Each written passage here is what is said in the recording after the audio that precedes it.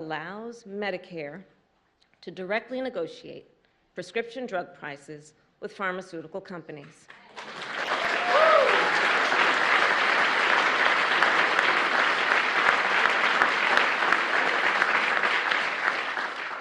And if there's any question why, I'll explain. More than 60 million Americans are enrolled in Medicare. That would give Medicare significant bargaining power to negotiate prices for all those Americans.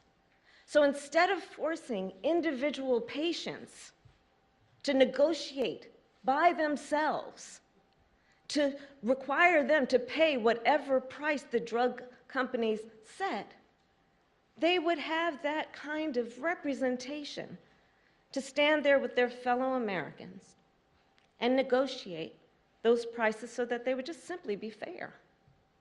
So today we also call on Congress to make permanent the ACA subsidies that are included in the American Rescue Plan.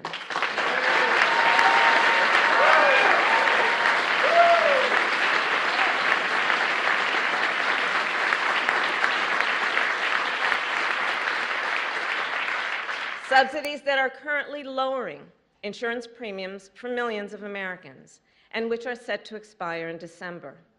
And more must be done. Currently, there are 12 states in our nation that refuse to expand Medicaid for no reason other than petty partisan obstruction. As a result, 4 million people in our country are locked out of coverage. And that comes at a cost.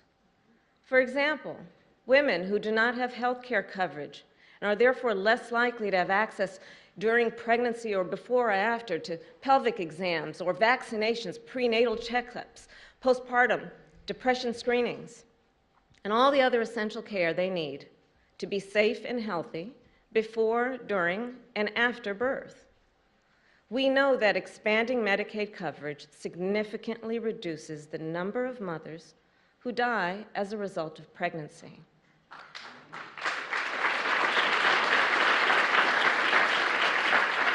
So the sooner coverage is expanded in those 12 states, the more lives we will save.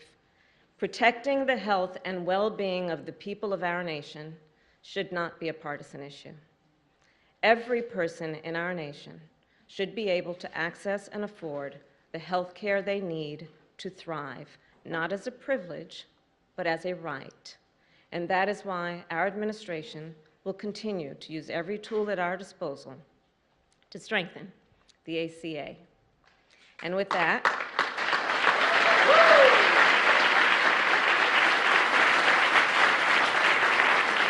it is now my great pleasure to introduce the man whose vision and leadership led us to this day, whose unwavering commitment to the people of our nation laid the foundation for this groundbreaking legislation. A leader who showed us the way forward on this important issue.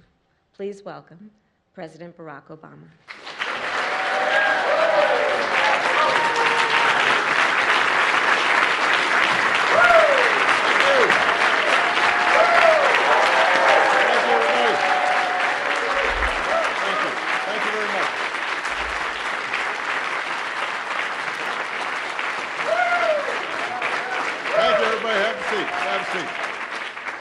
Thank you. Vice President Biden, Vice President. That was a joke.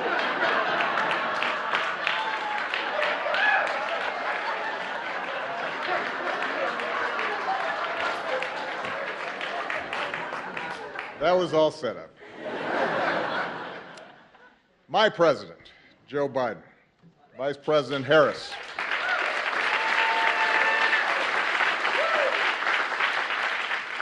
our dear friend, Madam Speaker, Nancy Pelosi, all the members of Congress who are in attendance today, the members of Cabinet, it is good to be back in the White House. It's been a while. I confess, I heard some changes had been made by the current President, since I was last here. Apparently, Secret Service agents have to wear aviator glasses now. The Navy mess has been replaced by a Baskin-Robbins. And there's a cat running around, which I guarantee you Bo and Sonny would have been very unhappy about. But coming back, even if I have to wear a tie, which I very rarely do these days, gives me a chance to visit with some of the incredible people who serve this White House and who serve this country every single day. A lot of times out of the limelight. They make this government function, and they help people in ways big and small. And from the outside, sometimes people don't understand just how grueling this is and how many sacrifices people make. Because those of us who are in front of the cameras oftentimes get the credit.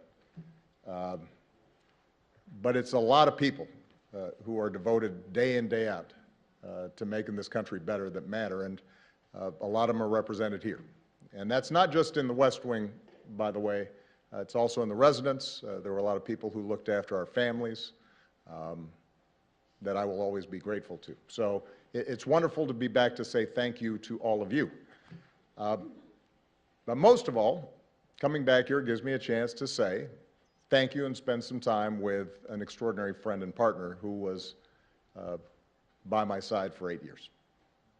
And Joe Biden and I did a lot together.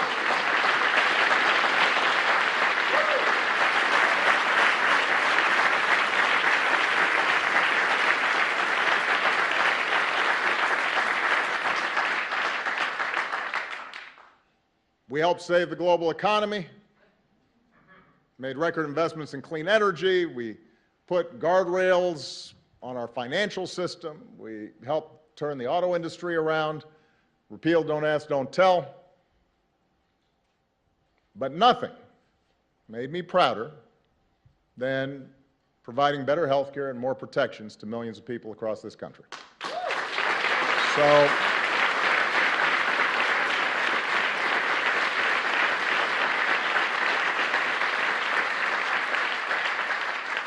So when President Biden said he was not going to just celebrate the ACA, but also announce actions that would make it even better, I had to show up. I think it's been well documented just how difficult it was to pass the ACA. You can get a lot of testimony here in case folks haven't heard. You know, as a country, we have been talking about reforming health care for 100 years. Unlike almost every other advanced economy on earth, we didn't have a system that guaranteed access to health care for all of its citizens. Millions of people didn't have health insurance, often because their employers didn't provide it or because it was too expensive. But despite the fact that our health care system didn't work well, it was hard to change. Healthcare represents about 1/5 of our economy. That's trillions of dollars that are involved. So there were a lot of different economic interests that were vying to maintain the status quo. And because the majority of Americans did have health care, some people naturally worried that they'd lose what they had. The media was skeptical of past failures. There was a lot of misinformation, to say the least, flying around. And it's fair to say that most Republicans showed little interest in working with us to get anything done. That's fair to say. But despite great odds, Joe and I were determined. Because we'd met too many people on the campaign trail who'd shared their stories. And our own families had been touched by illness. And as I said to our dear friend Harry Reid, who is missed, wished he was here today, because he took great pride in what we did. I intended to get health care passed, even if it cost me re-election, which for a while looked like it might.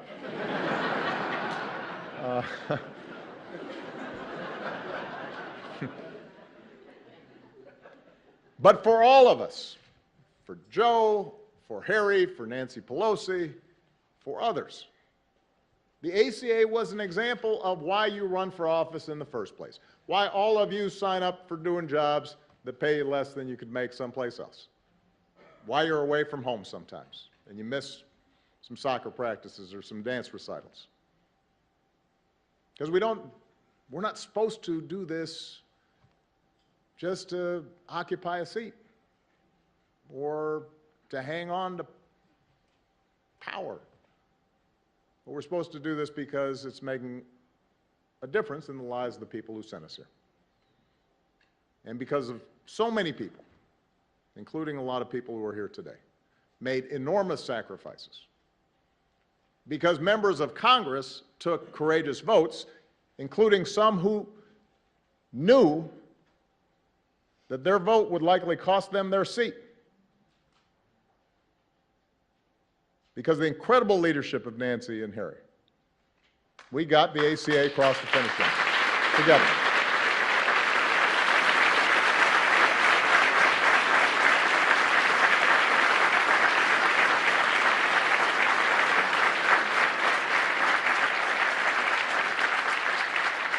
And the night we passed the ACA, I've said it before, it was a high point of my time here because it reminded me and it reminded us of what is possible. But, of course, our work was not finished. Republicans tried to repeal what we had done again and again and again. And they filed lawsuits that went all the way to the Supreme Court 3 times. I see Don Marilla here, who had to defend a couple of them.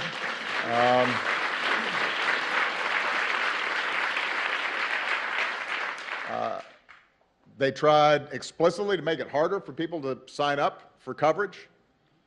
And let's face it, it didn't help that when we first rolled out the ACA, the website didn't work. That was not one of my happiest moments. So given all the noise and the controversy and the skepticism, it took a while for the American people to understand what we had done. But lo and behold, a little later than I'd expected, a lot of folks, including many who had initially opposed health care reform, came around. And today, the ACA hasn't just survived, it's pretty darn popular. And the reason is because it's done what it was supposed to do. It's made a difference. First 20 million, and now 30 million people have gotten covered thanks to the ACA.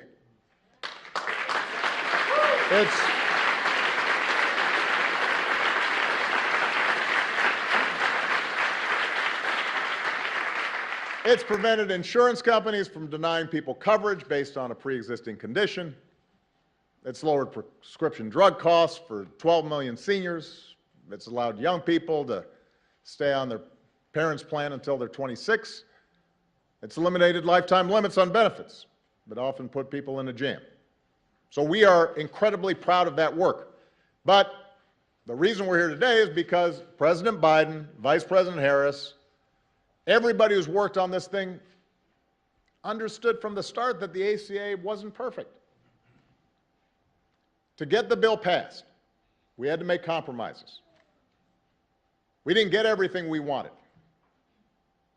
That wasn't a reason not to do it. If you can get millions of people health coverage and better protection, it is, to quote a famous American, a pretty big deal.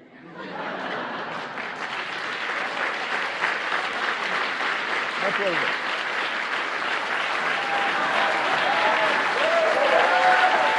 Big deal.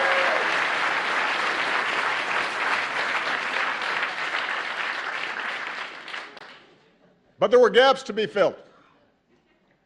Even today, some patients still pay too much for their prescriptions. Some poor Americans are still falling through the cracks. In some cases, healthcare subsidies aren't where we want them to be, which means that some working families are still having trouble paying for their coverage. Here's the thing, that's not unusual when we make major progress in this country. The original Social Security Act left out entire categories of people, like domestic workers and farm workers. That had to be changed. In the beginning, Medicare didn't provide all the benefits that it does today. That had to be changed. Throughout history, what you see is that it's important to get something started, to plant a flag, to lay a foundation for further progress. The analogy I've used about the ACA before is that in the same way that was true for early forms of Social Security and Medicare, it was a starter home.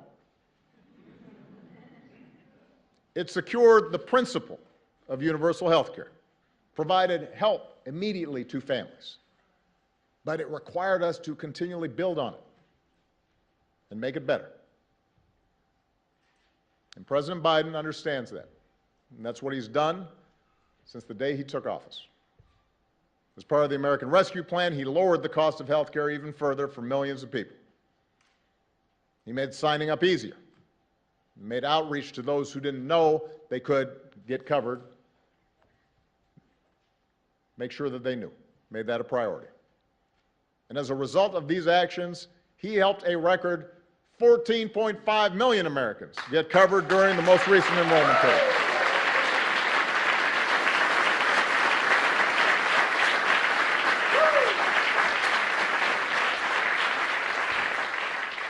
That, ladies and gentlemen, is what happens when you have an administration that's committed to making a program work.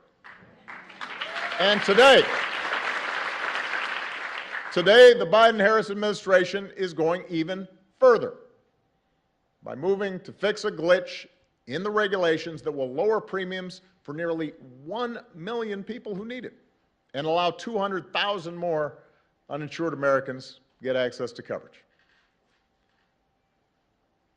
I'm a private citizen now, but I still take more than a passing interest in the course of our democracy. But I'm outside the arena, and I know how discouraged people can get with Washington. Democrats, Republicans, Independents.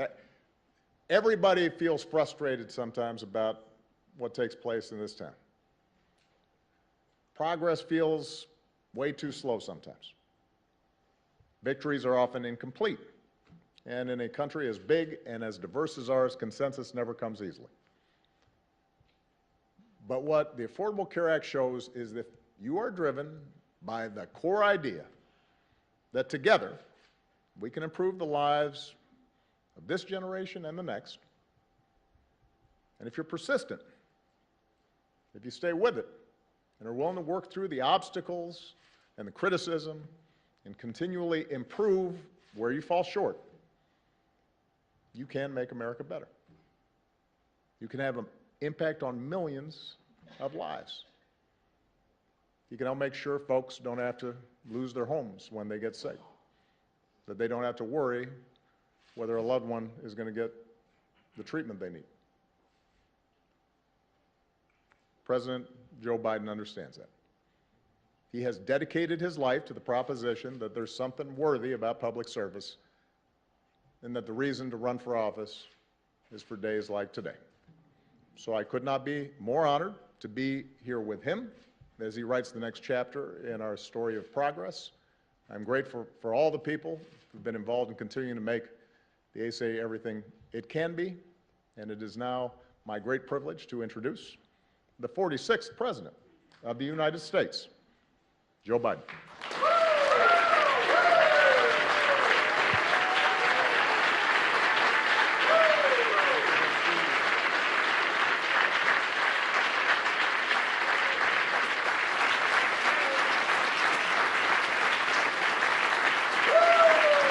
Thank you.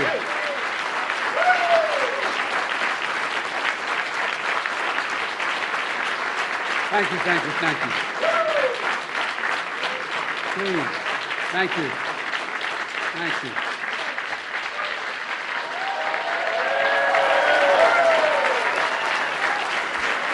Thank you, please.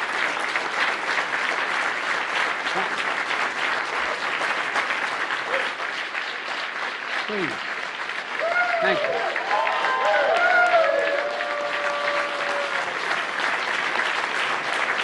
Thank you very much.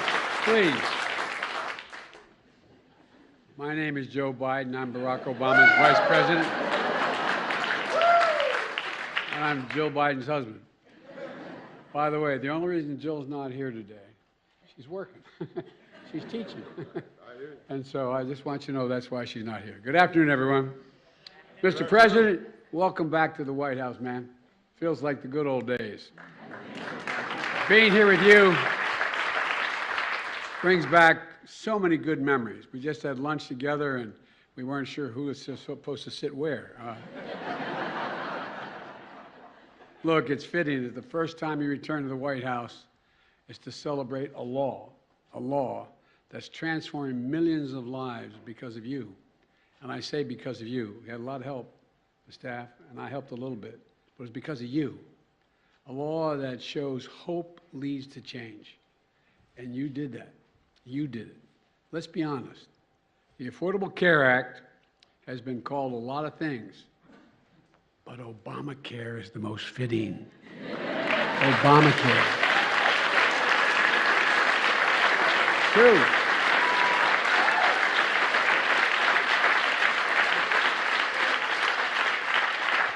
I can tell you all how much Barack Obama cared about getting this done.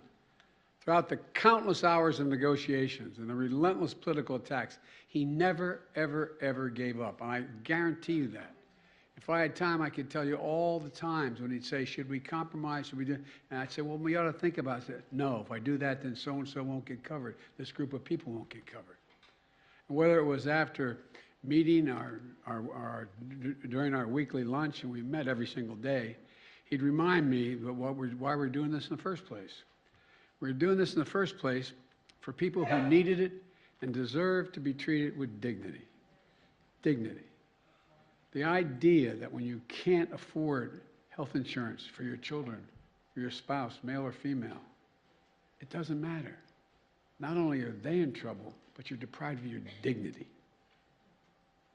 Barack, you talked about the idea that it was important that we make sure that you couldn't outrun your insurance.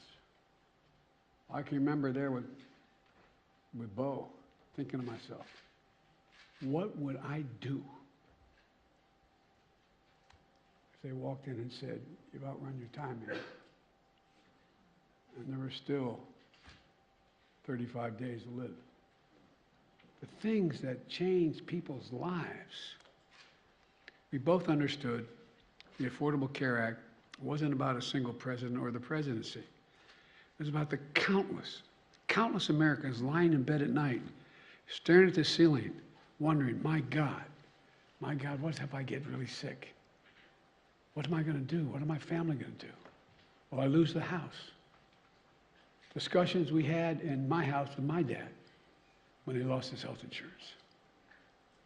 Who's going to pay for it? Who's going to take care of my family?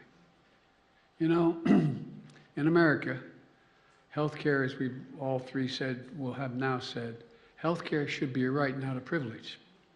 And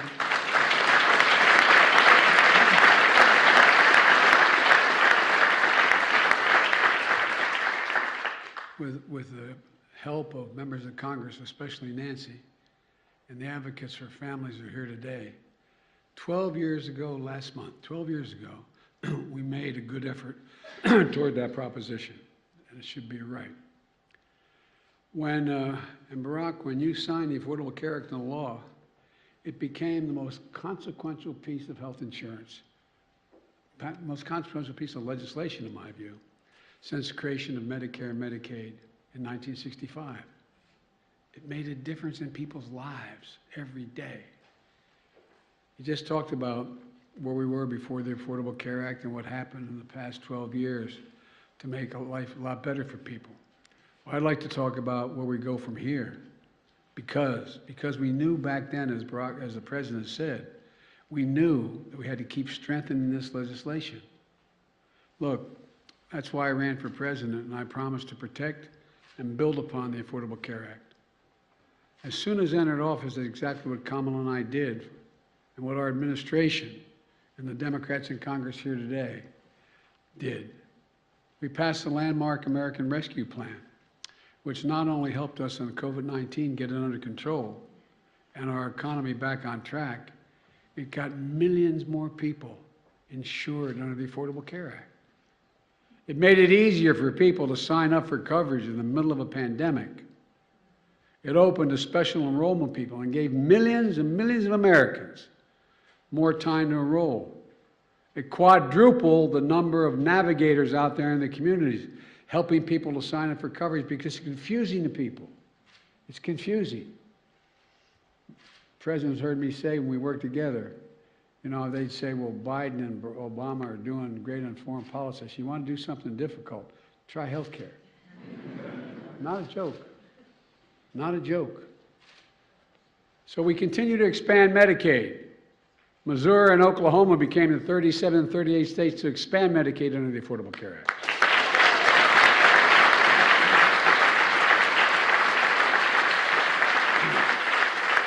And as been mentioned, over 31 million people now have health insurance through the Affordable Care Act. 4 out of 5 Americans can find quality coverage for under $10 a month. The average family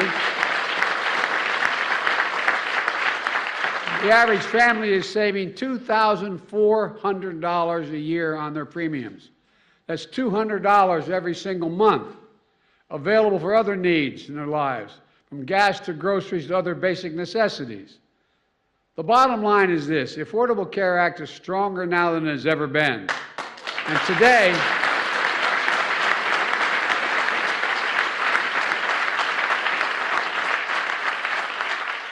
now I'm not even talking about what your former chief of staff is doing to make sure health care is available to all our veterans in the way he did. Yeah. And today, we're strengthening it even further. In a moment, I'm going to sign an executive order building on one of those that I signed last year. It directs federal agencies to continue doing everything in their power to expand quality and affordable health care coverage, making it easier for people to enroll in and keep their coverage, helping people better understand their coverage options, and to be able to pick the best option for that family, taking steps to strengthen benefits, lower costs, and expand eligibility, protecting Americans from low-quality coverage that can lead to a mountain of medical debt. And folks, and separately, it's time to fix what we refer to as the family glitch. Now, the family glitch, everybody in this room probably knows what it is. But it's a common issue facing 5 million Americans who can't get financial help to get coverage under the Affordable Care Act. And here's the problem. Under the current rules, a working mom is told, as long as she can afford employer-based coverage for herself, she can't qualify for premium subsidies to afford coverage for her family. Cover her, but not her family. We're working to change that. Once today's proposed rule is finalized, starting next year, working families in America will get the help they need to afford full family coverage, everyone in the family.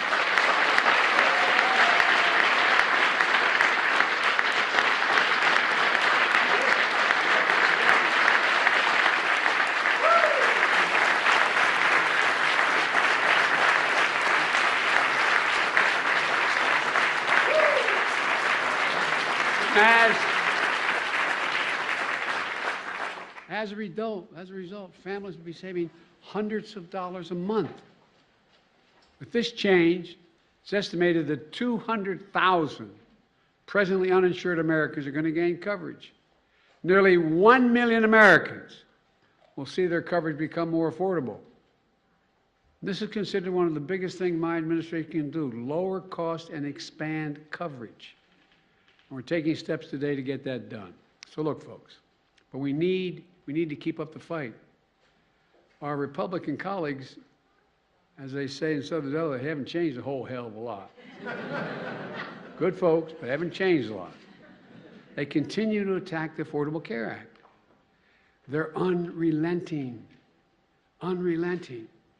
They haven't stopped. Mr. President, since you signed the law, they haven't stopped for 1 second. Multiple court challenges you mentioned, sabotage from the previous administration. Over 70 attempts to repeal the law by Republicans in Congress. In fact, just last month, the distinguished senator from Wisconsin said, if Republicans get back in power, they should try to repeal the Affordable Care Act. Again try. Today, 12 years later, Republicans have not stopped their attacks on this life-saving law. So pay very close attention, folks.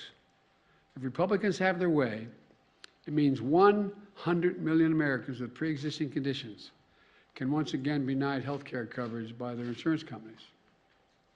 That's what the law was before Obamacare.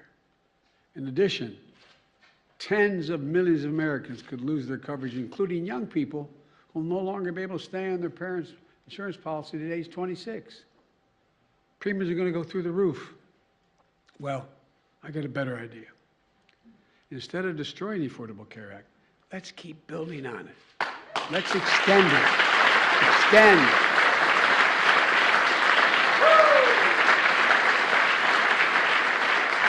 And because of all the folks in this room, members of Congress, the American Rescue Plan subsidizes that are lowering premiums, subsidies are lowering premiums and extending coverage. And I got a little practice when you gave me that other act, when we were president. You were president, I was with you. Look, close the Medicaid coverage gap that locks nearly 4 million Americans out of coverage just because their states refuse to expand Medicaid. Lower prescription drug costs, which was mentioned already, by allowing Medicare to negotiate prices for drugs that are on the market. We can do this. We should do this. We have to do this. But let me close with this. 12 years ago, at a bill signing the Affordable Care Act, President Obama said, quote, "We're a nation that does what is hard, what is necessary, and what is right." That's exactly what he did. Exactly what he did. And folks, that's what we have to do. That's what we do as Americans. You know, it's what all of you did here in making the Affordable Care Act possible. I really mean it. We just got to keep it going and keep building on it. We need to keep the faith. We need to remember we're the United States of America, and there is simply, literally, nothing beyond our capacity when we're united and do it together. So God bless you all. May God protect our troops. And now I'm going to sign an executive order. And Barack, let me remind you, it's a hot mic.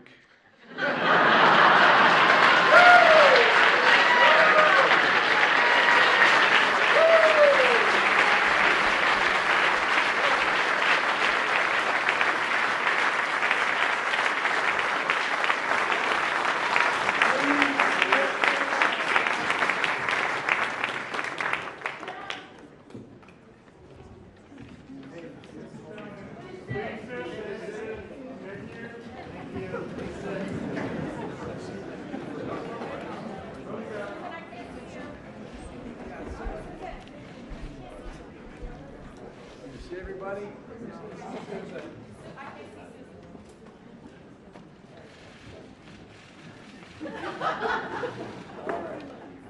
I have to admit, one thing I haven't gotten down.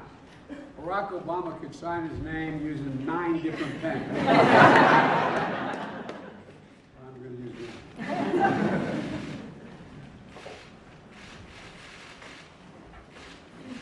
There you go.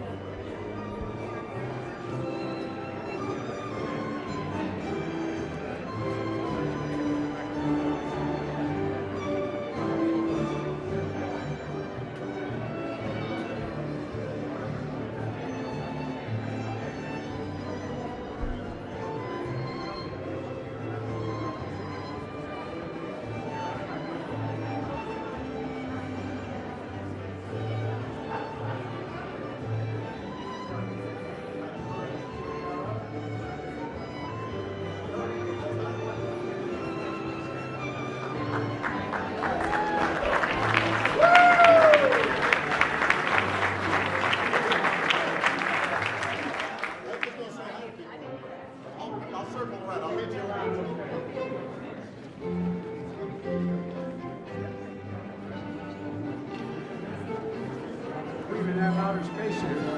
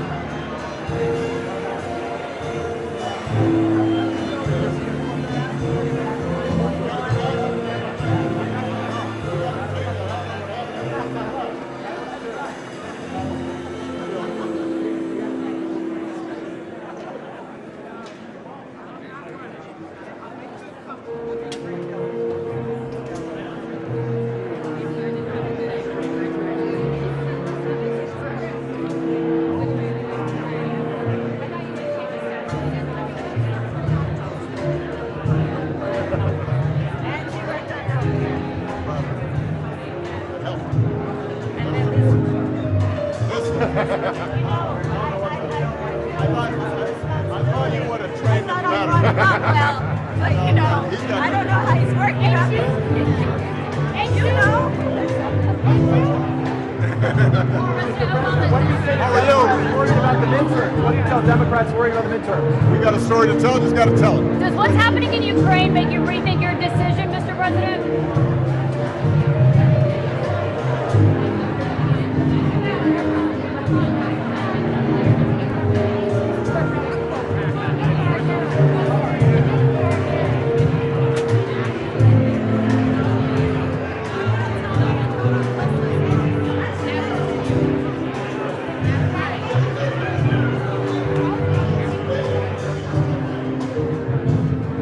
Mr. President, at what point does it become a genocide? What do you say to Democrats worried about the midterm, sir?